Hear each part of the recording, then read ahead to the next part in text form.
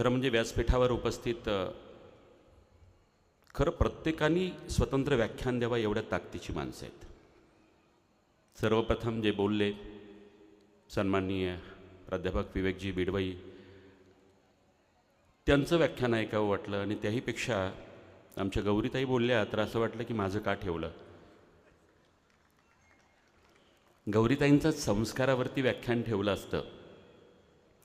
ते फार मोठं तत्त्वज्ञान नव्हतं, पण तुमच्या आमच्या जगण्यातलं घराघरातलं भावविश्व स्त्रीला पुरुषांनी समजून घ्यावं इतक्या सोप्या भाषेत, म्हणजे गृहिणींना असंच हाऊसवाईफ म्हणून हिणवणाऱ्या त्या पुरुषी मानसिकतेला यथार्थ ज्ञान करून दिलं की हे साधं सोपं नाही आहे. मला असं वाटतं की त्यांचं तास दीड तास ठेवलं असतं तर निश्चितपणे परत कधीतरी ठेवा, मी श्रोता म्हणून येईल. सकल हिंदू संमेलनाच्या या सर्व आयोजक, आजच्या कार्यक्रमाचे अध्यक्ष सन्माननीय गवळीअप्पा, हिंदवी परिवाराचे राज्याचे उपाध्यक्ष आमचे दिलीपराव मेसरे, हिंदवी परिवाराचे अकोला जिल्हा प्रमुख सन्माननीय भूषणजी बापट, सन्माननीय वडनेरकर, सन्माननीय सारंगजी करे, सन्माननीय समीरजी थोडगे, डॉक्टर योगेश बदरखे आणि उपस्थित बंधू आणि भगिनींनो, आज कोणत्या संस्कारावर बोलावं हा मुद्दा आहे. पण माझं व्याख्यान हे कोणत्याही विषयावर असलं तरीही सुरुवात महाराष्ट्राच्या महतीने असते, जिथं तुमचा माझा जन्म आहे. मी विज्ञानवादी आहे. मग मला लोक म्हणतात की तुमच्या 4-4 बोटांमध्ये अंगठे आणि काळे गंडे दोरे हातामध्ये आहेत, हा विज्ञानवाद आहे का? खरं सांगू, आपल्याला विज्ञानवाद समजलाच नाही. मी विज्ञानवादी आहे, परंतु आध्यात्मिक आहे. छत्रपती शिवाजी महाराज आध्यात्मिक आहेत आणि विज्ञानवादी सुद्धा आहेत. त्यामुळे आपल्याला गल्लत करायला नको. बघा, तुमच्यासमोर एक उदाहरण देतो मी. आपण आकाशगंगा वाचल्यात, ऐकल्यात, द गॅलेक्सीज. एवढ्या मोठ्या आकाशगंगा, त्यात पृथ्वीसारखा छोटासा ग्रह, त्या पृथ्वीवर 196 देश. विचार केलाय कधी की का तुमचा माझा जन्म आफ्रिकेत नाही आहे, अमेरिकेत नाही आहे, न्यूझीलंडमध्ये नाही, कॅनडामध्ये नाही, अफगाणिस्तानमध्ये नाही, पाकिस्तानमध्ये नाही आहे? व्हाय? याचं व्हायचं उत्तर देता येत नाही ना. तिथे प्रारब्ध मानावं लागतं, विधिलिखित मानावं लागतं. जिथे विज्ञानवाद चालत नाही, बुद्धिप्रामाण्यवाद चालत नाही, सांख्यांचा कार्यकारण सिद्धांतही चालत नाही, तिथे प्रारब्ध मानावं लागतं. व्हाय? उत्तर देता येत नाही. इथंच का? त्यामुळे बघा, एवढ्या मोठ्या आकाशगंगा, त्यावर पृथ्वीसारखा छोटासा ग्रह, त्यावर 196 देश. जन्म पाकिस्तान अफगाणिस्तानमध्ये नाही, न्यूझीलंड कॅनडामध्ये नाही, तुमचा माझा जन्म परमेश्वराने घालून घालावा हिंदुस्थानमध्ये, ही भाग्याची गोष्ट आहे. अरे, हिंदुस्थानाच्या पाठीवर एवढी राज्य, जन्म झारखंड बिहारमध्ये नाहीये, आसाम अरुणाचलमध्ये नाहीये. तुमचा माझा जन्म परमेश्वराने घालून घालावा तो छत्रपतींच्या महाराष्ट्रात 7 जन्माची पुण्याई लागते. इथं जन्म आहे. व्हायचं उत्तर देता येत नाही का? महाराष्ट्र नामांतर नाहीये, 1000 वर्षांचा इतिहास आहे. अरे, कोणत्या राज्याला प्रदेश उपाधी आहे? उत्तर प्रदेश, मध्य प्रदेश, हिमाचल प्रदेश. कोणत्या राज्याला खंड आहे? उत्तराखंड, झारखंड. पर हिंदुस्थानाच्या पाठीवर एकमेव राज्य आहे ज्याला राष्ट्र ही उपाधी आहे, महाराष्ट्र. छाती अभिमानाने भरून यावी, और अभिमानाने फुलून यावा, ऐसा इतिहास या महाराष्ट्राचा. संन्यासाचं पोर म्हणून हिनविलं त्या पोरानं सुद्धा अमृताते ही पैजा जिंके ऐसे ज्ञानेश्वरी निर्माण केली. त्या संत ज्ञानेश्वरांचा हा महाराष्ट्र. आपल्या विज्ञानवादी अभंगाने समाजात प्रबोधन करणाऱ्या जगद्गुरु तुकोबांचा हा महाराष्ट्र. सुंदर हस्ताक्षरापासून ते मनाच्या श्लोकापर्यंत, व्यवस्थापनापासून ते बलोपासनेपर्यंत हनुमानाची स्थापना करणाऱ्या संत श्रेष्ठ रामदास स्वामींचा हा महाराष्ट्र. जगेल तर देशासाठी, मरेल तेही देशासाठी हे व्रत आयुष्यभर जोपासणाऱ्या, आजन्म ब्रह्मचारी राहून भारतभूची सेवा करणाऱ्या वस्ताद लहुजी साळव्यांचा हा महाराष्ट्र. शिका, संघटित व्हा आणि संघर्ष करा हा मूळ मंत्र देणाऱ्या डॉक्टर बाबासाहेब आंबेडकरांचा हा महाराष्ट्र. स्त्रियांना शिक्षणाची द्वार खुली करणाऱ्या महात्मा ज्योतिराव आणि सावित्रीबाई फुल्यांचा हा महाराष्ट्र. महाराष्ट्र धर्म म्हणजे काय हे छत्रपती शिवाजी महाराजांच्या नंतर उत्तर हिंदुस्थान पावेतून येणाऱ्या पुण्यश्लोक अहिल्यादेवी होळकरांचा हा महाराष्ट्र.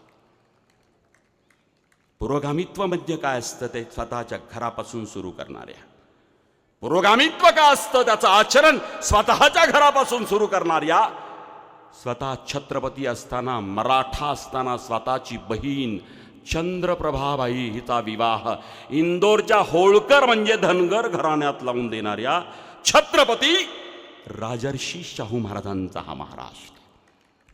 भजन तीच, अध्यात्म ही तेच, पण भजनाच्या मार्फत ग्रामगीता लिहून लोकप्रबोधन करणारे अवंदनीय राष्ट्रसंत तुकडोजी महाराज आणि परमपूज्य गाडगे महाराजांचा हा महाराष्ट्र.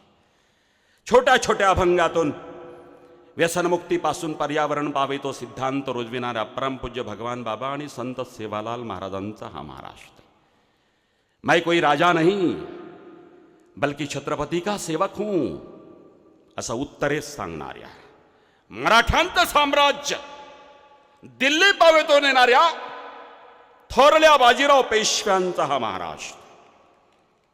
12व्या शतकात स्त्रियांना पुरुषांच्या बरोबरीने अधिकार देणाऱ्या, 12व्या शतकात आजच्या पार्लमेंट सदृश्य अनुभव मंडप सारखी सांस्कृतिक संघटना उभी करणाऱ्या, 12व्या शतकात विषमता गाडून समतेचं बीजारोपण करणाऱ्या आणि ज्या महापुरुषाच्या अगोदर आद्य समाज सुधारक अशी बिरुदावली लावली जाते आणि ज्या महापुरुषाचे 20 वर्ष आमच्या सोलापूर जिल्ह्यातील मंगळवेढ्यासारख्या ठिकाणी गेले, त्या आद्य समाज सुधारक महात्मा बसवेश्वरांचा हा महाराष्ट्र.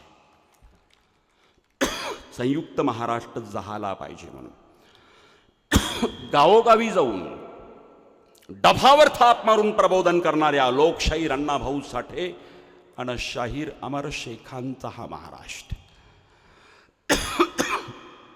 माफ करा, रोज मला महाराष्ट्रात फिरावं लागतं. बेळगावपासून हिंदू संमेलनाला प्रबोधनाला सुरुवात केली आहे आणि या प्रवासामध्ये थ्रोट इन्फेक्शन हे ओघाने आलंच.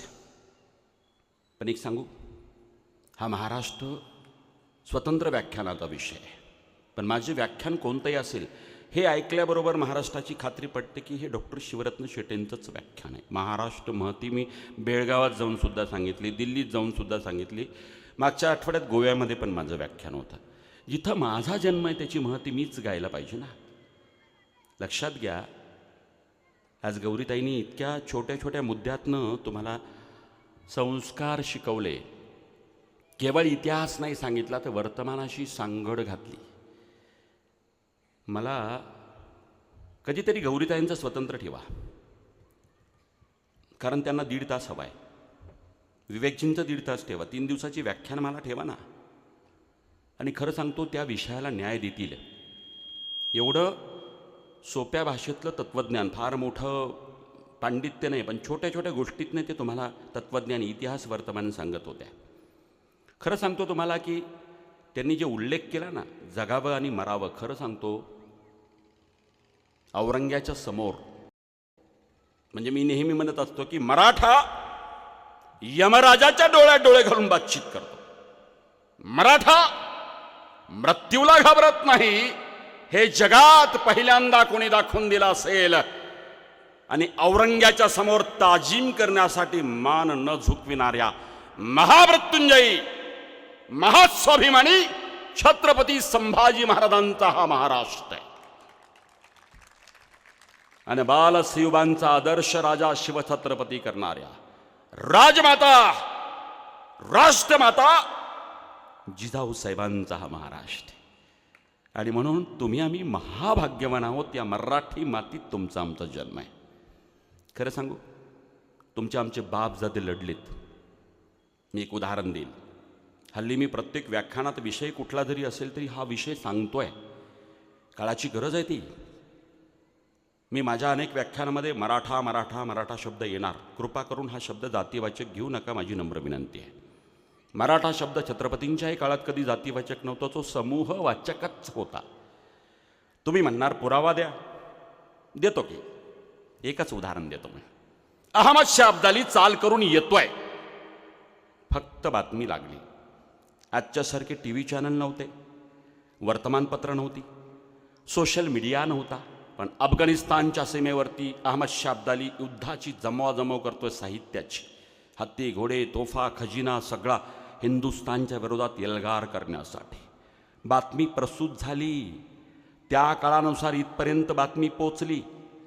जशी बातमी पोचली, राजस्थानमधील राजे वाळवंटात लपून बसले. 2 अपवाद. पंजाब हरियाणातील सूरजसिंग जाट आणि आलासिंग जाट वजा जाता भयभीत झाले. गुजरात पासून तामिळनाडू पवेतो राजे रजवाडे अस्वस्थ झाले, भूमिगत झाले, भयभीत झाले. पण एक राज्य घाबरलं नाही, भयभीत झालं नाही, अस्वस्थ झालं नाही. त्या राज्याचं नाव होतं महाराष्ट्र. घाबरलं नाही. इथला कोणताही संस्थानिक भूमिगत झाला नाही. घराघरातलं मराठे निघाले. अरे कुठे महाराष्ट्र आणि कुठे पानिपत. पण भारत मातेचं रक्षण करण्यासाठी तुमच्या आमच्या बापजाद्यांनी 1 लाख मराठे हुतात्मे झाले. लोक म्हणतात ना मराठ्यांचं पानिपत झालं. माझी नम्र विनंती, हा वाक्प्रचार यापुढे वापरू नका. जो कोणी वापरेल त्याला समजून सांगा. मराठ्यांचं पानिपत म्हणजे एखाद्याचा पराभव झाला तर पानिपत होणं म्हणतात. अरे आम्ही जिंकत आलो होतो दुपारपर्यंत. दिनांक 14 जानेवारी 1761 सकाळी 9 वाजल्यापासून सायंकाळी 5 वाजेपर्यंत 1 लाख मराठे हुतात्मे झाले. मी शहीद शब्द वापरत नाही. वाय? शहीद शब्दाचा अर्थ इस्लामच्या प्रचार प्रसारासाठी मृत्यू आलेला शहीद म्हणतात. It is derived from the Quran Sharif. हुतात्मा शब्द स्वातंत्र्यवीर सावरकरांनी दिला, जो ॲप्रोप्रिएट शब्द आहे.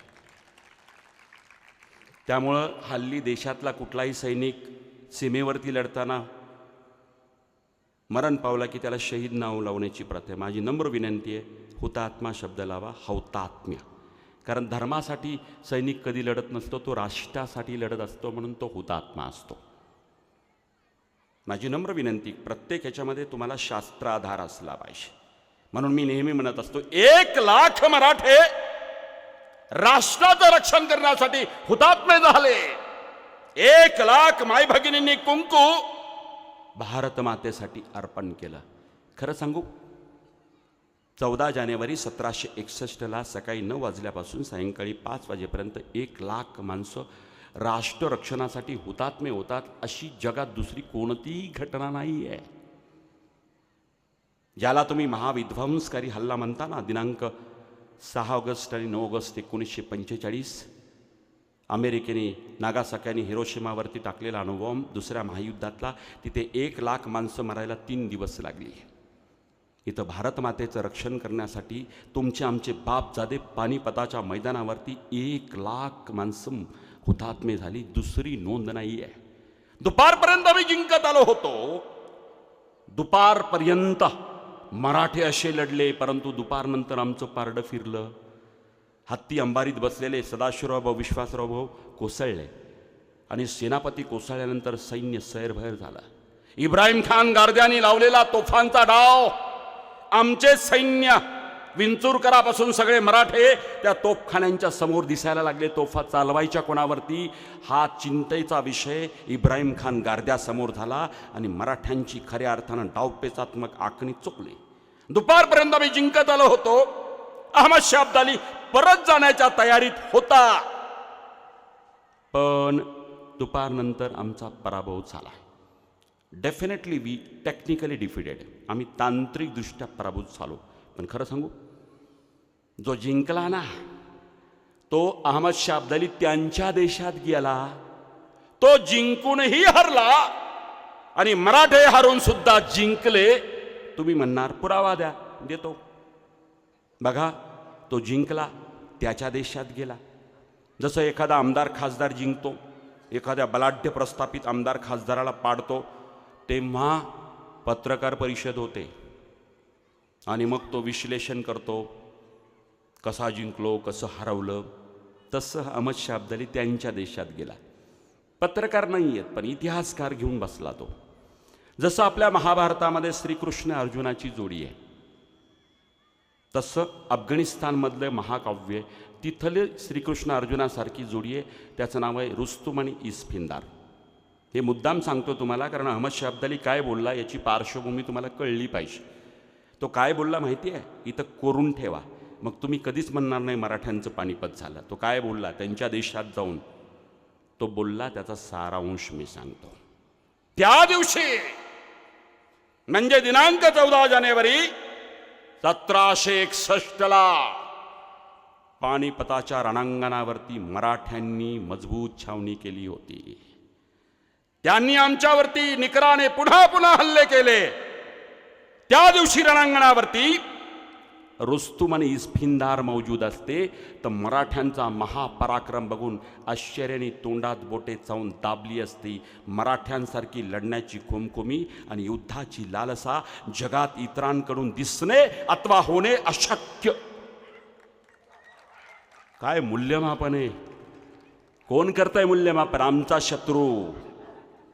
मराठे कसे लढले याची साक्ष ऐरेगाऱ्यांनी काढण्याचं कारण नाही. मराठे कसे लढले तो आमचा महाशत्रू जिंकून सुद्धा त्यांच्या देशात मराठ्यांच्या पराक्रमाचे गोडवे गातोय. खरं सांगू, हरलो आपण तांत्रिकदृष्ट्या, पण त्यानंतर हिंदुस्थानकडे, भारत मातेकडे वाकड्या नजरेने बघण्याची हिम्मत कोणत्याही परकीय राष्ट्राकडनं झाली नाही. त्यानंतर एकही हल्ला झाला नाही. हा मराठ्यांच्या पराक्रमाचा परिणाम आहे.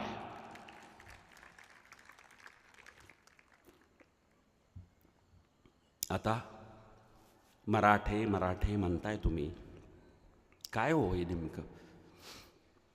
मी अगोदरच बोललो की हा शब्द जातीवाचक नाही आहे, समूहवाचक आहे. घराघरातनं मराठे निघाले.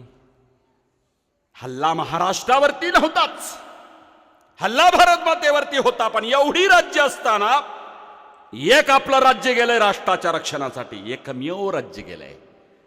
घराघरातनं तुमचे आमचे बापजादे निघालेत. महाराष्ट्रातल्या घराघरातनं, उंबऱ्यातनं तुमचे आमचे बापजादे मिळेल त्या शस्त्रानिशी पानिपताकडे गेलेत राष्ट्राचं रक्षण करण्यासाठी. घराघरातनं मराठे निघाले. हे जातीनं आणि जन्मानी मराठा आणि कुणबी असणारे बहुसंख्येने होतेच होते.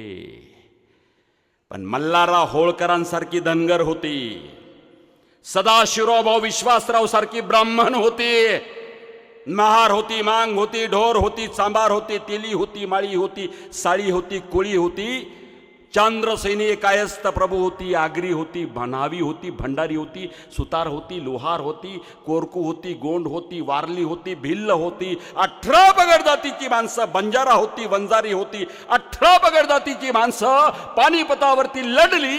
ती मराठा म्हणून लढली हे सांगण्यासाठी मी इथं आलोय.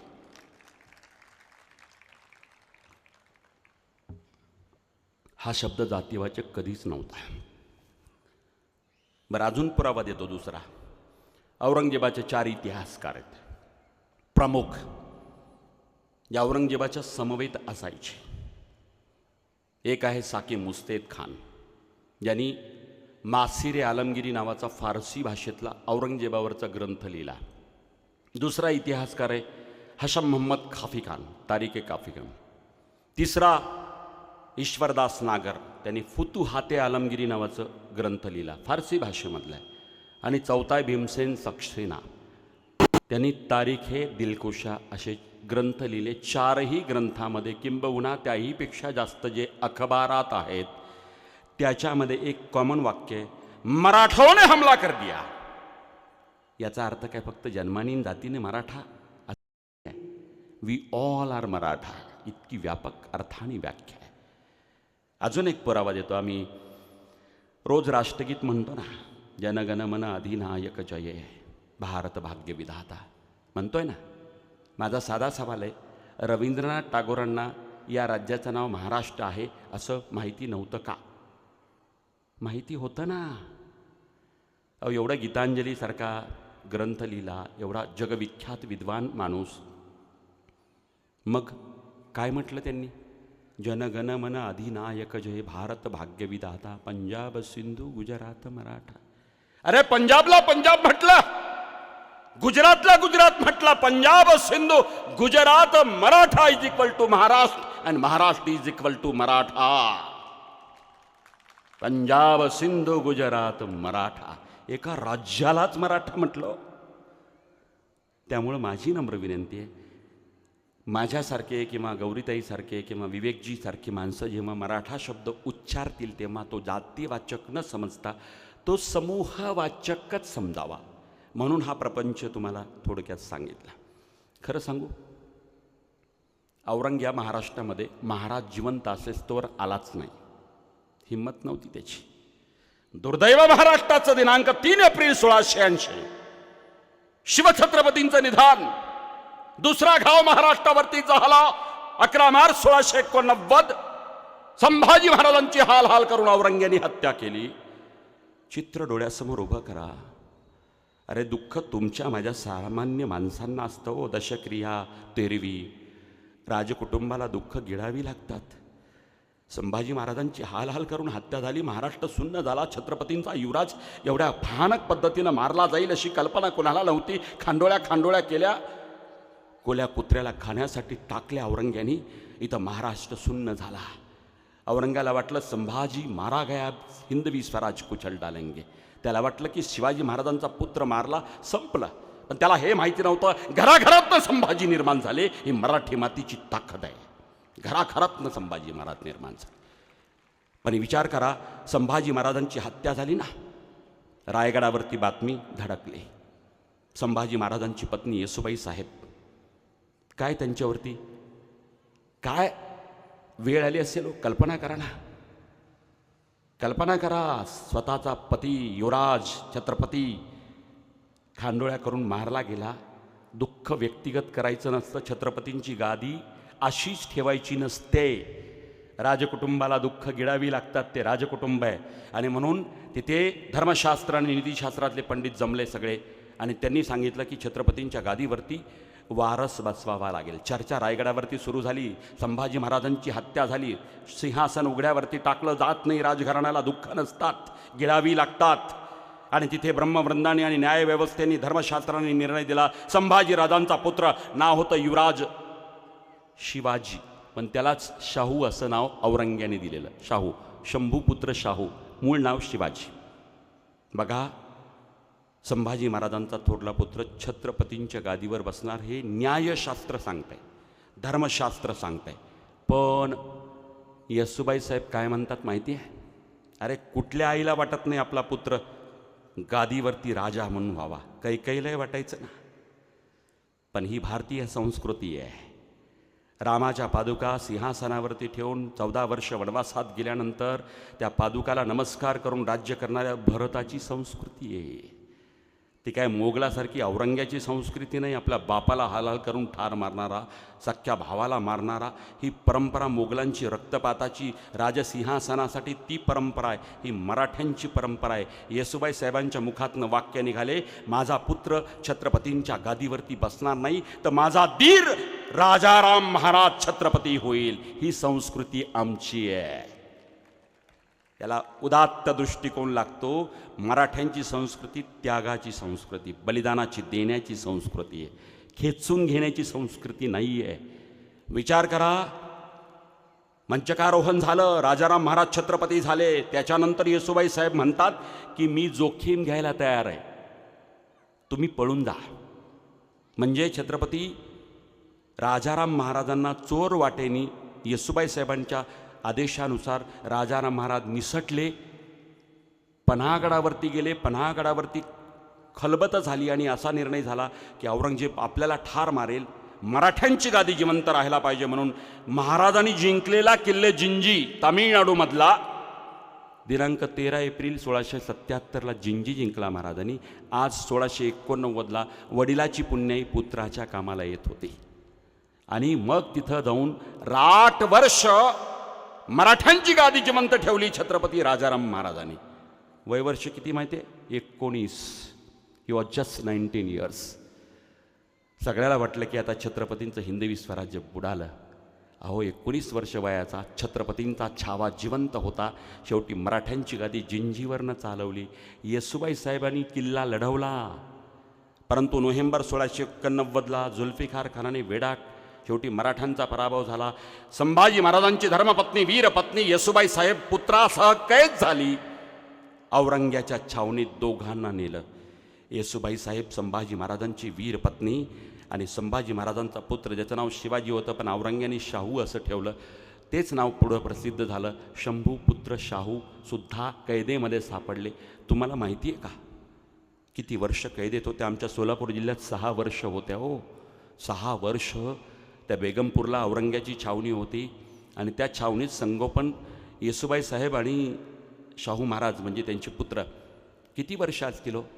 1 वर्ष, 2 वर्ष, 5 वर्ष, 10 वर्ष, 15 वर्ष, 20 वर्ष, 29 वर्ष येसुबाई साहेब औरंग्याच्या कैदेत होत्या. काळे केस असताना माऊली गेली आणि पांढरे केस असताना महाराष्ट्रात आली. इथं माणसांचं तर त्याग आहे, पण मराठ्यांच्या स्त्रियांचा सुद्धा त्याग आहे हे सांगण्यासाठी मी इथं आलोय. सहज छत्रपतींचं राज्य हिंदवी स्वराज्य नाही मिळालं. अहो ताराराणी आमच्या 25 वर्ष वयाच्या वेळेस विधवा झाल्या. दिनांक 2 मार्च 1700 साली राजाराम महाराजांचं निधन झालं किल्ले सिंहगडावरती. तेव्हा औरंग्या इथं होता. किल्ल्याला अजिंक्य ताराला किल्ल्याला वेढा दिलेला होता औरंग्याने. स्वतः आलेला होता 5 लाखाची फौज घेऊन. माहिती आहे तो काय बोलला? कारण तिन्ही छत्रपती उरले नाहीत. शिवाजी महाराजांचं मृत्यू आलेला, संभाजी महाराजांची हत्या आणि 2 मार्च 1700 साली शिवाजी महाराजांचा शेवटचा पुत्र राजाराम महाराजांचं निधन झालं. औरंग्या आनंदित झाली. म्हणजे त्याला इतका आनंद झाला की तीनही छत्रपती करता माणूस उरला नाही. मग त्यांनी एक ठिकाणी बोलून दाखवलं, हे बेवावरत आर्मीला तावरत म्हणजे विधवा माझ्याशी काय लढणार आहे असं बोललाय तो एके ठिकाणी. ये आर्मीलत बेवावरत कितने दिन तक लड़ पाएगी मुगलों से, चंद दिनों में सिवा का हिंदवी स्वराज कुचल डालेंगे. खरं सांगू, चंद दिन जाऊ देत, 1 वर्ष, 2 वर्ष, 7 वर्ष ही ताराराणी रडत राहिली नाही, लढत राहिली घोड्यावरती. एखादा बलाढ्य सरदार सेनापती तळावरती जाऊन मराठ्यांचा हौसला बुलंद करावा, तसं रात्री बेरात्री ताराराणी मराठ्यांच्या छावणीला भेट देऊन त्यांचा मनोबल वाढवीत असे. अहो छत्रपतींची हिंदवी स्वराज्याची संकल्पना गनिमी कावा एक काकण पुढं सुनबाईंनी चालवला, हे औरंग्याने कबूल केले. शेवटी 1707ला औरंग्याला आम्ही याच मातीत गाडला. हा आमचा इतिहास आहे. मराठ्यांची 1 इंच भूमी त्याला जिंकता आली नाही. खरं सांगू का, he was in a first station. औरंगजेबाचं एक उदाहरण देतो. तो आला ना महाराष्ट्रात, तेव्हा हिंदवी स्वराज्य चिरडायचं ठरवलं. आता स्वराज्य चिरडणं म्हणजे काय? What is the definition of, काय आहे त्याची व्याख्या? किल्ले घ्यायचे. एक किल्ला घेतला म्हणजे 50 मैलाचा मुलूक, भगवा झेंडा काढायचा, हिरवा चांतारा लावायचा, म्हणजे हिंदवी स्वराज्य चिरडणे. विचार करा, चिरडण्याचा शुभमुहूर्त रामशेज किल्ल्यापासून घ्यायचं ठरवलं. तो सप्तशृंगी गडाकडे जाताना नाशिकचा छोटा किल्ला एवढा एवढा. आणि एक शहाबुद्दीन नावाचा सरदार आला औरंगजेबाद समोर. जिल्हा-ए-इलाही सिवा का हिंदवी स्वराज कुचलने की शुरुआत के लिए रामसेस से करते हैं। औरंगजेबाने विचारलं, साहबुद्दीन कितने दिनों में किला हासिल कर पाओगे? आता एवढा एवढा किल्ला आहे हो, बसमधून जाताना गाडीतनं दिसतं एवढा एवढा किल्ला आहे, आणि 500 मराठे वरती आहेत. किती? 500, आणि ही 15,000. त्यामुळं तो शहाबुद्दीन बोलला, दिल्ले इलाही कल की नमाज आप वहाँ पर अदा कर पाओगे. 24 तासात घेतो. खरं सांगू, 24 तास गेले, 24 दिवस गेले, 24 महिने गेले. औरंग्याने त्याला बदलला, दुसरा सरदार आला, खानजा बहादूर खान कोकलताश. त्यालाही जिंकता नाही आलं. 4 वर्ष झाली. शेवटी औरंग्या पिसाळला, किमांश आदळून दिला. किमांश म्हणजे राजमुकुट. शपथ घेतली, जोपर्यंत हिंदवी स्वराज्य चिरडून टाकणार नाही आणि दुष्ट संभाला पकडणार नाही तोपर्यंत हा आलमगीर डोईवरती पगडी म्हणजे किमांश घालणार नाही. मी नेहमी म्हणत असतो, संभाजी महाराजांनी सगळ्यात मोठं काय केलं तर आलमगीर म्हणवणाऱ्या औरंग्याला हातात भुंडा फिरविला. सोपं नाही आहे. सामान्य माणसं त्या काळात तुमच्या माझ्यासारखे सुद्धा असे भुंडे नसायचे. बोडके टोपी असायची, फेटा असायचा, पगडी असायची, पागोटा असायचं, मंदिल असायचा, काहीतरी असायचं. आणि राजाच्या डोक्यावर तर हिऱ्याचा मुकुट हो. तो मुकुट आदळला त्यांनी, त्याला किमांश म्हणतात उर्दूमध्ये. किमांश आदळला आणि शपथ घेतली. जोपर्यंत माहिती आहे का, तो फ्रस्ट्रेशनमध्ये गेला. तो त्यांनी नाशिक भाग सोडला आणि आमच्या सोलापूर किल्ल्यात आला. तो सोलापूर किल्ल्यात मुक्काम केला आणि या फ्रस्ट्रेशनमध्ये त्यांनी ठरवलं की आता आदिलशाही बुडवायची. आता आदिलशाही बुडवायला सुरुवात केली. किती महिन्यात आदिलशाही बुडाली माहिती आहे? दिनांक 12 सप्टेंबर 1686ला आदिलशाही बुडाली. यांनी बुडवली, मोगल्यांनी, औरंग्यांनी. आणि नंतर त्याचं लक्ष गेलं हैदराबाद म्हणजे भागानगरच्या कुतुबशाहीकडं. ते 21 सप्टेंबर 1687ला कुतुबशाही बुडवली. म्हणजे 185 वर्ष जुनी आदिलशाही 17 महिन्यात बुडवली आणि 180 वर्ष जुनी कुतुबशाही केवळ 11 महिन्यात बुडवली. परंतु हिंदवी स्वराज्याचा, मराठ्यांचा मुलूक मरेपर्यंत 1 इंचही जिंकता आला नाही. हे तुमच्या आमच्या बापजाद्याची ताकद होती. सामान्यतः एखादा सरदार मरण पावला ना एखाद्या लढाईमध्ये, सैन्य सैरभर सुटतं. इथं तर 3ही छत्रपती नाही आहेत. चित्र डोळ्यासमोर उभं करा, करता माणूस उरला नाही. 3ही छत्रपती उरले नाहीत. तिथं नेतृत्वाशिवाय लढलेली लढाई 1 वर्ष नाही, 2 वर्ष नाही, 27 वर्ष महाराष्ट्र लढत होता. जगातला एकमेव इतिहास आहे. नेतृत्वाशिवाय 3 छत्रपतींच्या निधनानंतर सुद्धा तुमचे आमचे बापजादे लढत होते. का बरं? कारण छत्रपती शिवाजी महाराजांनी हा समाज केवळ जागा केला नाही तर तो जागता ठेवला. म्हणून महाराष्ट्र लढत होता. आज या संमेलनाचा उद्देश सुद्धा तुम्हाला जागत ठेवणे. बी विजिलंट, बी अवेअर्ड. भारत मातेचं रक्षण करण्यासाठी 24 तास तुम्हाला रक्षण करावं लागणार. शिवाजी महाराजांची भूमिका काय होती? मला एक जणांनी विचारलं की महाराज धर्मनिरपेक्ष होते का? ABP माझ्यावरती माझी मुलाखत झाली. बघा, माझा कट्टावरती फार चांगला असतो तो. राजीव खांडेकर प्रश्न अगोदर देत नाहीत, अचानक विचारतात. मला विचारलं की शिवाजी महाराज धर्मनिरपेक्ष होते का? मी ठामपणे सांगितलं, माझी मतं ठाम असतात. मी म्हटलं he was not a secular. त्याचा पुरावा आहे म्हटलं. Secular concept derived from the western culture, European countries. धर्मसत्ता आणि राजसत्तेच्या लढाईमध्ये त्या पोपचं नियंत्रण राजसत्तेवरती नको होतं, म्हणून तिथे धर्मनिरपेक्ष सेक्युलर स्टेट ही संकल्पना उदयास आली. छत्रपतींच्या काळात नाही. आणि अजून सांगू इच्छितो म्हटलं, सेक्युलरचा अर्थ होतो the person who has no religion, the person who has the state who has no religion. मग माझा साधा सवाल आहे, कशाला गागाभट्टाला काशीवरनं बोलवलं वेदमंत्रात राज्याभिषेक करण्यासाठी? धर्मनिरपेक्षच होतं ना, का बोलवलं? अरे एक नाही, असे कित्येक उदाहरणं देईल मी. महाराजांचे वडील शहाजीराजे जीर्णोद्धार केलाय शिखर शिंगणापूरचा, आऊसाहेबांनी आणि शहाजीराजे यांनी.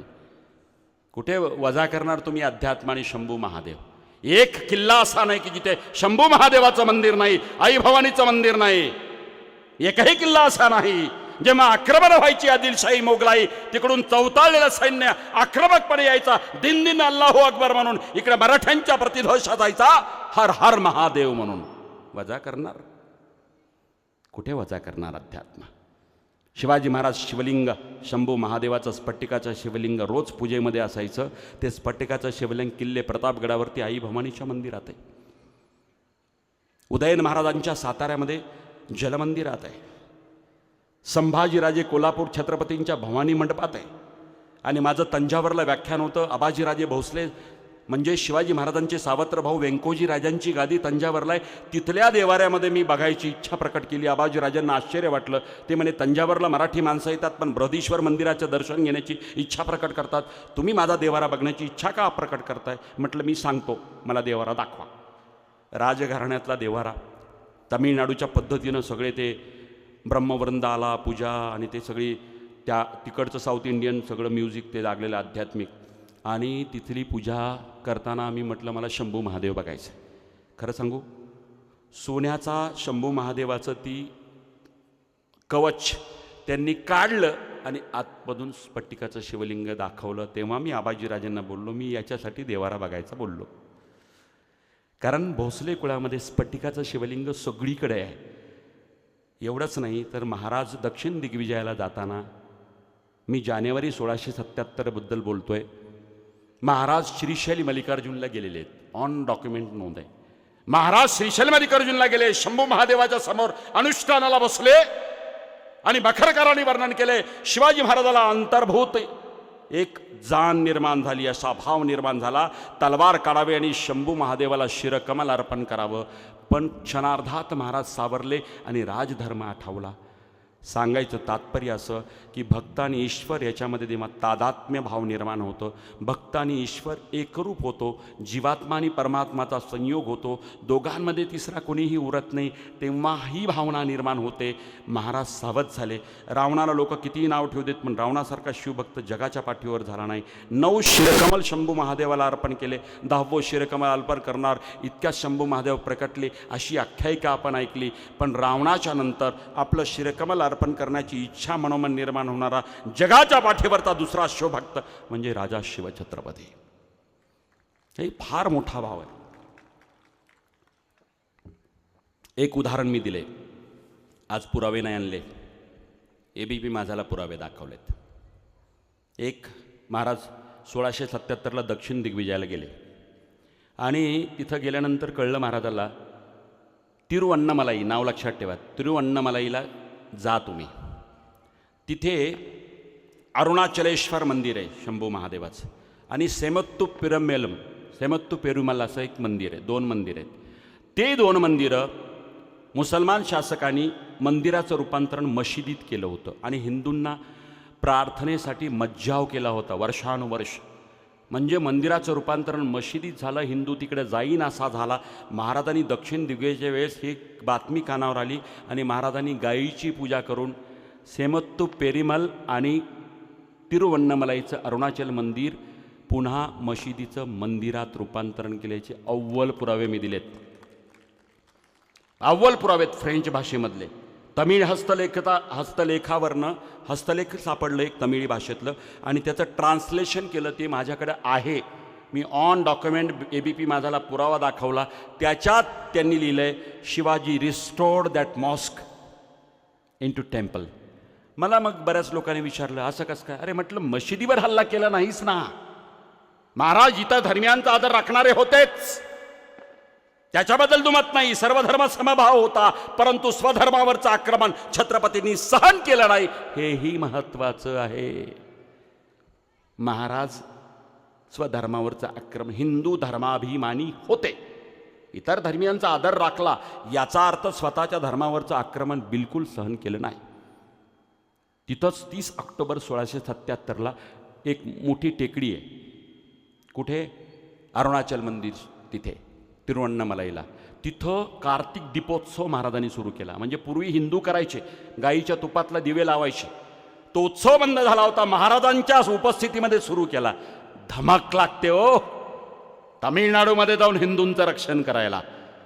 त्यामुळे धर्मरक्षक राजा होता, इतर धर्मियांचा आदर राखणारा होता, निर्विवाद आहे, पण धर्मरक्षण केलं. अजून एक उदाहरण देतो मी तुम्हाला.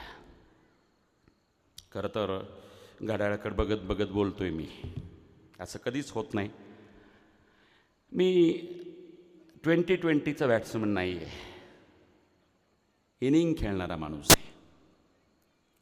पण कायद्याचं पालन करावं लागतं, नाही तर संयोजकाला नोटीस येतात. 10 वाजल्याच्या नंतर माईक सुरू होता. मी कायद्याचं पालन करतो, कारण महाराज हे शिकवतात आम्हाला. एक उदाहरण देतो तुम्हाला. हिंदू धर्माची त्या काळामध्ये कर्मठ चौकट होती, म्हणजे ज्याला आपण ऑर्थोडॉक्स. हिंदू धर्मातनं कोणी बाहेर गेला दुसऱ्या धर्मात तर त्याला बाडगा म्हणायचे, बाडगा. जर कोणी हिंदू धर्मातनं मुसलमान झाला, ख्रिश्चन झाला किंवा अन्य धर्मामध्ये प्रवेश केला त्यांनी, तर त्याला बाडगा म्हणायचे. त्याला आउटगोईंग होतं, इनकमिंग नव्हतं. मुद्दाम इंग्रजी शब्द वापरतो, म्हणजे हिंदू धर्मात प्रवेश नव्हता बाडग्यांना. मोवारीत टाकलं जायचं, बहिष्कृत, बायकॉट. आणि त्यापेक्षा भयंकर शिक्षा होती माहिती आहे. असा कोणी बाडगा असेल. रोटी आणि बेटीबंदी म्हणजे काय हो? बेटीबंदी म्हणजे त्यांच्या मुली कुणी करायचे नाहीत, म्हणजे कुमारिका म्हणूनच मरणार त्या. आणि त्यांच्या घरात पोरी द्यायच्या नाहीत, म्हणजे मुलं असतील ते सुद्धा वंश वाढणार नाही, तेही तसेच कुमार असताना मरणार, म्हणजे वंश तिथेच थांबायचा. किती भयंकर शिक्षा आहे. बेटीबंदी म्हणजे मुलाबाळाची लग्नच व्हायची, ते आडनाव तिथेच संपायचं. महाराजांनी काय केलंय माहिती आहे? नेताजी पालकर, ज्याला प्रतिशिवाजी म्हटलं जायचं, शन ऑफ शिवाजी, इंग्रजांनी वर्णन केलंय. नेताजी पालकर म्हणजे प्रतिशिवाजी. नेताजी पालकर म्हणजे शमशेर बहादूर. नेताजी पालकर म्हणजे गेंड्याची झुंज. आमच्या नगर जिल्ह्यातील, अहिल्यानगर जिल्ह्यातील काष्टी तांदळे तालुका श्रीगोंदा जिल्हा अहिल्यानगरचा तो रहिवासी. खरं सांगू, तो मुसलमान व्हायला तयार नव्हता. तो औरंगजेबाच्या तावडीत सापडला.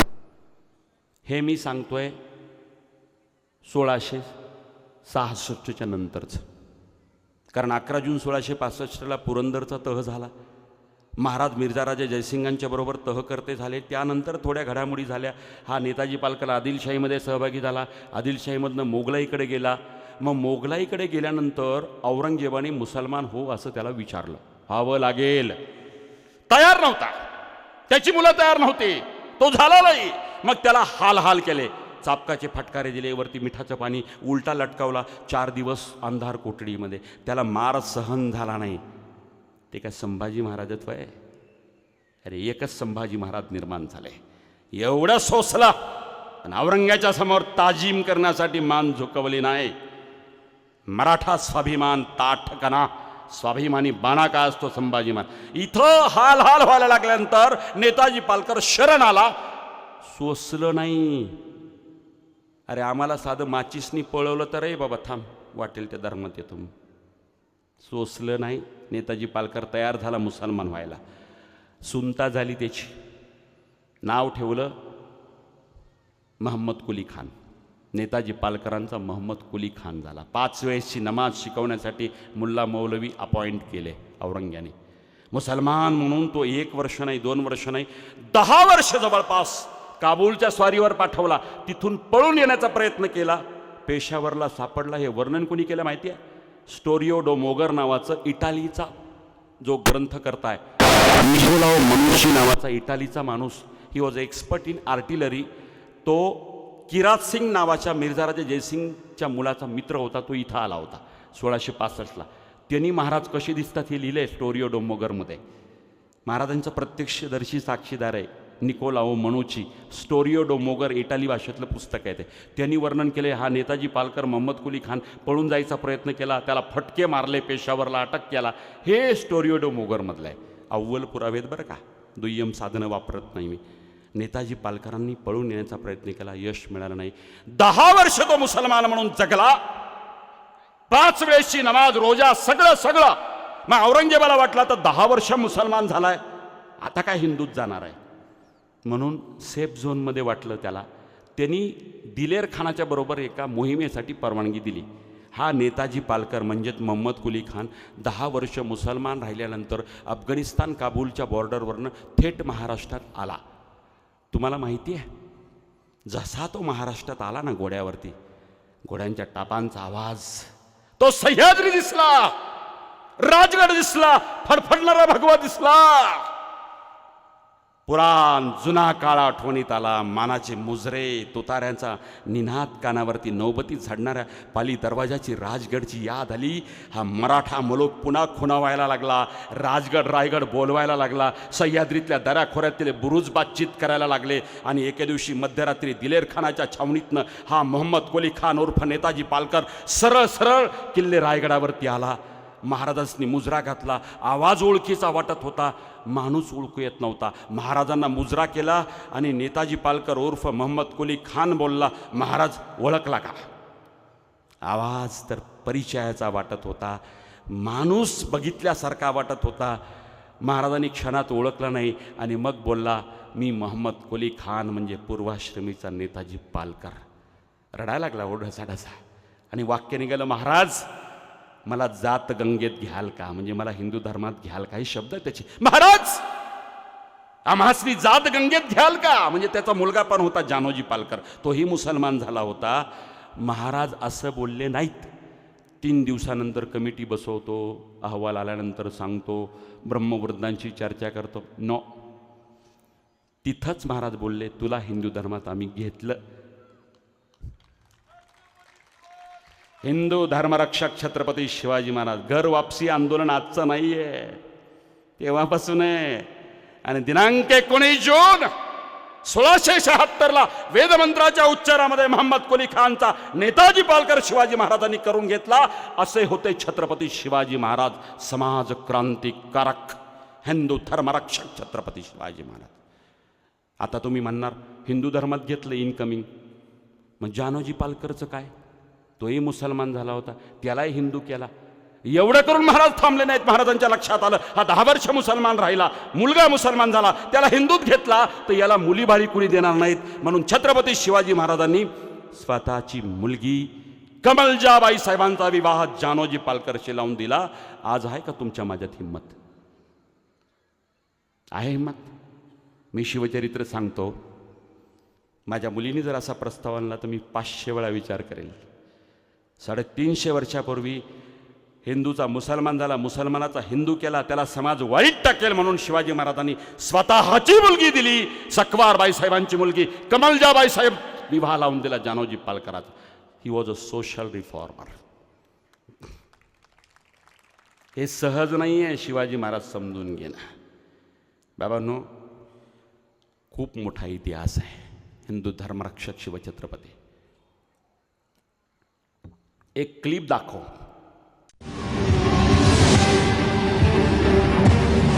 भोली भाली लड़कियों को अपने चंगुल में फंसाकर पहले उनसे शादी करते हैं और फिर एक बड़ी साजिश का हिस्सा बनाने के लिए उन पर दबाव डाला जाता है. देखिए कई राज्यों में फैली IBN 7 की ये खास रिपोर्ट.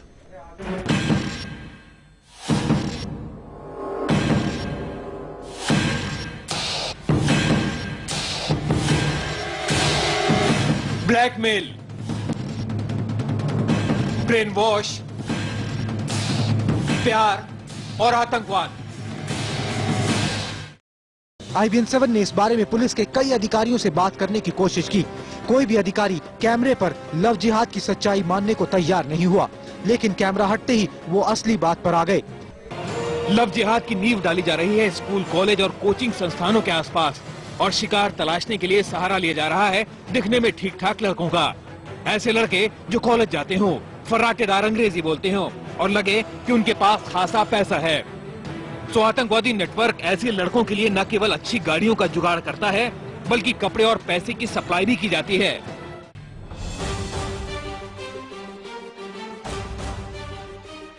ये जो लड़का है, इसका नाम क्या है?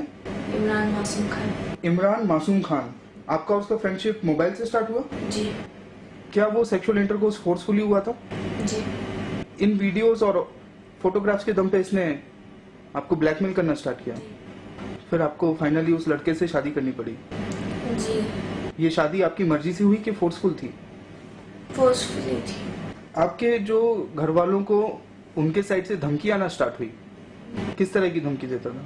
मम्मी डैडी को मार डालने की, परेशान करने और मुझे बदनाम करने की। धमकियों के दौरान वो वीडियो और फोटोज की भी बात करता था। जी। इस लड़के का नाम बताइए जो आपको सागर लॉज ले जाता था। शाहनवाज शेख। उसने ऐसा बोला कि आप कन्वर्ट हो जाओ? उसने मुझे कुछ सिखाया था जिसे बोलने से मतलब हिंदू से मुस्लिम हो जाता है। क्या नाम है आपका? संजीदा खान। आप पहले हिंदू थे? हाँ। आपने कहा कि आपके साथ धोखा हुआ है शादी के वक्त। जी, आप बताइए किस तरह का धोखा? एक्चुअली एक मुस्लिम लड़का मेरे पीछे पड़ा, उसने मुझे बताया नहीं शादीशुदा है वो। फिर ऐसे ही हम लोग का रिलेशन चलता गया। फिर एक दिन मुझे पता चल गया, 1.5 महीना हो गया, तभी मैं इसके प्यार में इतनी पागल हो गई। फिर मैं इसके बिना रह नहीं पाई, हम लोग ने शादी वादी कर लिया। उस शादी का बता दिया उसने, फिर शादी हो गई हमारी। उसके बाद मैं उसके साथ भाग के भी गई 1 हफ्ते के लिए। 1 हफ्ता उसके साथ रही। उसके बाद मेरे माँ बाप मुझे पकड़ कर लेकर आए घर में। 6 महीना हो गया मैं माँ बाप के साथ थी। आपने कोर्ट में फैसला बदल दिया और आपने तलाक नहीं लिया? नहीं। जी। आपको लगता है कि ये आपकी गलती थी? बहुत बड़ी जिंदगी की मेरी बहुत बड़ी गलती। इस रहमान की पुरानी पत्नी के बारे में बताइए। क्रिश्चियन है, एंड उसकी बेटी है। एक बेटी है, उसको भी छोड़ दिया उसने?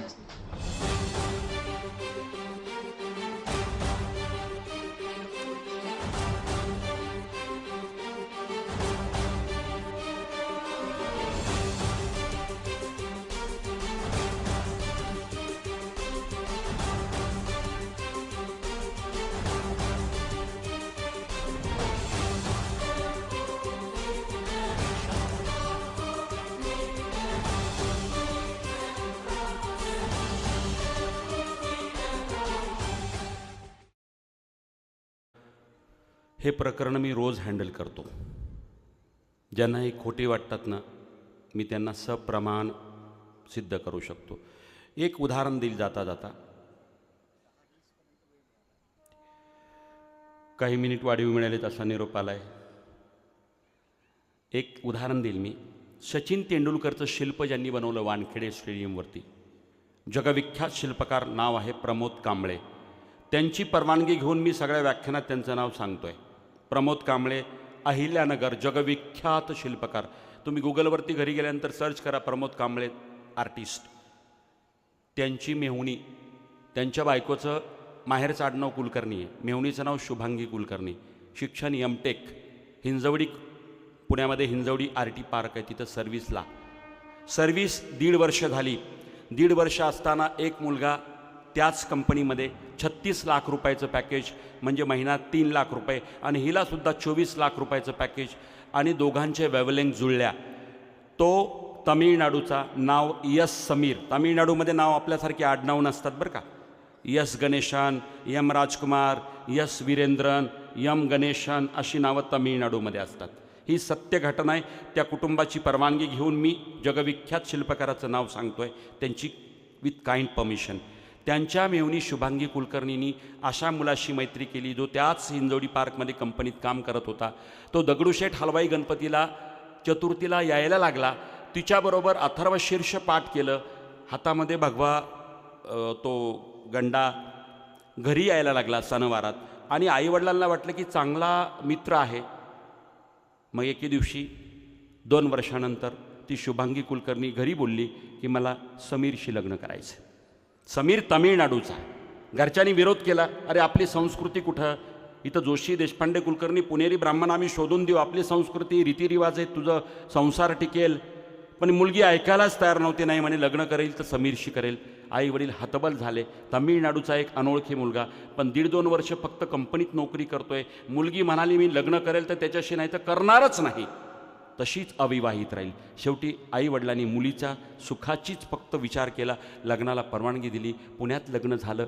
लग्न झाल्यानंतर काही महिन्यानंतर 4.5 महिन्याची ती मुलगी गर्भवती राहिली शुभांगी. 4.5 5वा महिना होता. आणि मग हा समीर तिला तामिळनाडूत गावी घेऊन निघाला. पुणे ते चेन्नई विमानात बसला. विमानातनं ह्या गर्भवतीला घेऊन चेन्नईला विमानतळावर उतरला. तिथून टॅक्सी केली आणि तामिळनाडूच्या मूळ गावी गेल्यानंतर तिथं कळलं की हा यस समीर म्हणजे समीर शेख होता. तर विचार करा, 5 महिन्याचं बाळ पोटात, तो समीर शेख निघाला. शुभांगी कुलकर्णीचं आयुष्य संपलं. 5 महिन्यानंतर गर्भपात आणि ह्या सगळ्या गोष्टी कायद्याने सुद्धा अशक्य आहेत. ती स्वतः संपली. शुभांगी कुलकर्णीच्या वडिलांनी परवानगी दिली की असंख्य शुभांगी कुलकर्णी तुम्ही वाचवा, आमचं नाव घेतलं तरी चालेल. मी काइंड परमिशन ऑफ प्रमोद कांबळेंच्या परवानगीने हे उदाहरण देतो आहे. माझी नम्र विनंती आहे, काही गोष्टी आपण थोडा संकल्प करा. काही गोष्टी आपण अतिरेक करतो. मी एक उदाहरण देतो. सांगवी नावाच्या गावाला अक्कलकोट तालुक्यात माझं व्याख्यान होतं 2023ला, सांगवी बुद्रुक. आणि माझं व्याख्यान मी गाडीतनं उतरलो की सगळे कार्यकर्ते आले. चला म्हणे आरती करूया. म्हटलं ठीक आहे करूया. मग त्या कार्यकर्त्यांच्या झुंडीबरोबर मी गेलो. शिवाजी महाराज असे 12-15 फुटाची पुतळा मूर्ती होती, उत्सव मूर्ती मोठी, आणि म्हणे आरती करूया.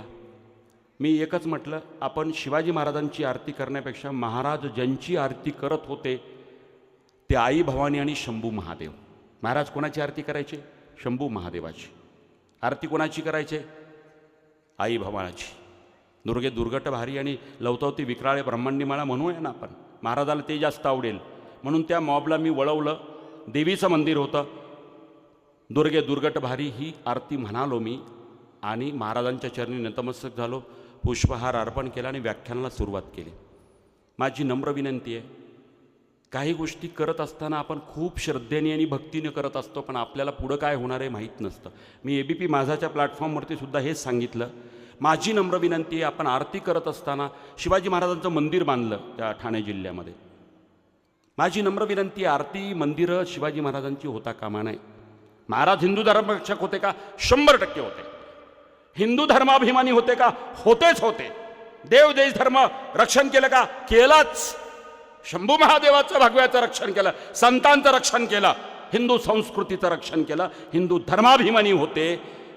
परंतु महाराजांना जर मंदिरात बसवलं ना, पुढच्या 200 वर्षानंतरची तुमची पिढी, जी आज AIची पिढी आहे, Gen Z आहे, 200 वर्षानंतरची पिढी, ती म्हणेल की 17 ऑगस्ट 1666ला औरंगजेबाच्या आग्र्याच्या कैदेतून शिवाजी महाराज निसटले आणि 12 सप्टेंबर 1666ला म्हणजे 25 दिवसात राजगडावरती आले. हे शक्यच नाही, ते देव होते म्हणून आले. पुढची पिढी असं म्हणेल, 5 लाखाच्या शाहिस्तेखानाच्या फौजेच्या पहाऱ्यात लाल महालामध्ये दिनांक 5 एप्रिल 1663ला अवघ्या 400 माणसांशी 5 लाखाच्या फौजेत जाऊन शाहिस्तेखानाची बोटं छाटणारे महाराज महापुरुष होते म्हणून पराक्रम नाही गाजवला, तर महाराज देव होते म्हणून तिथे प्रकटले. तलवारीने बोटं छाटली. एखादा डायरेक्टर येईल चित्रपटाचा 200 वर्षानंतर आणि तो असं दाखवेल की महाराज प्रकटले, 3 बोटं छाटली, अदृश्य झाले आणि आई जिजाऊच्या समोर प्रकटले. अफजल खान भेटीसारखा महापराक्रमाचा विषय दिनांक 10 नोव्हेंबर 1659. तिथी होती मार्गशीर्ष शुद्ध सप्तमी, शालिवान शके 1581. वार होता गुरुवार. दुपारी 1:30 वाजता अफजल खानचा कोथळा बाहेर काढला. एवढा महापराक्रम जगाच्या इतिहासामध्ये झाला. छत्रपतींच्या पराक्रमाची गाथा गावी तेवढी कमी आहे. सायकॉलॉजिकल वॉरपासून सगळ्या बुद्धिचातुर्याचा वापर करून अफजल खानासारख्या शत्रूला फाडला महाराजांनी. एवढा मोठा महापराक्रम पुढं 200 वर्षानंतर एखादा चित्रपटाचा डायरेक्टर सिनेमॅटिक लिबर्टी म्हणून महाराज प्रतापगडावरनं शामियानाकडे जाताना दाखवेल आणि मानवी देहाचं रूपांतरण नरसिंहाच्या चेहऱ्यात दाखवेल. या हाताच्या बोटातनं वाघनखासारखे नरसिंहाचे नख निघतील आणि अफजल खानाचा कोथळा बाहेर काढल्यानंतर नरसिंहाचं रूपांतरण पुन्हा मानवी देहात करेल. असं टेक्नॉलॉजी वेगवेगळे डायरेक्टर 200 वर्षानंतर करतील. माझा साधा सवाल आहे, शिवाजी महाराजांचे महापराक्रम तसेच राहावेत असं वाटतं का तुम्हाला? मग तसेच राहावे असं वाटत असेल तर माझी नम्र विनंती आहे, 33 कोटी देव पुरेसे आहेत आपल्याला. छत्रपती शिवाजी महाराजांचा देव करू नका. महापुरुषांच्या उंचीवरनं छत्रपतींचे पराक्रम शोभतात. जिजाऊच्या पोटी जन्माला आलेला हाडामासाचा माणूस म्हणून महापराक्रमी महापुरुष म्हणून छत्रपतींचे पराक्रम शोभतात. देवदेवतांच्या चौकटीत बंद केलं ना आणि मंदिरं झाली ना, नवस बोलले जातील. महाराज पुढच्या 200 वर्षानंतर कोणाच्या तरी अंगात येतील.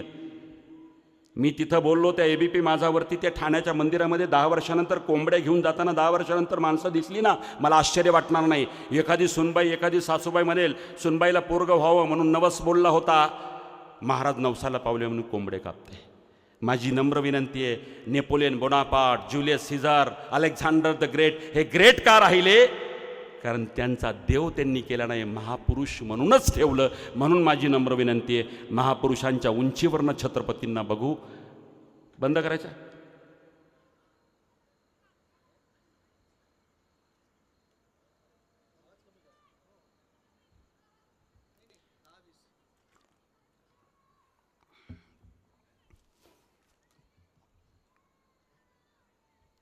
बंद करायचं असेल तर बंद करतो, कारण मी कायद्याचा सन्मान राखणार आहे. कारण छत्रपती शिवाजी महाराज कायद्याचा सन्मान राखणारे होते. म्हणून आज मी या कायद्याचा सन्मान राखत मी आपलं शिवपुष्प अर्पण करतो. जय हिंद, जय महाराष्ट्र.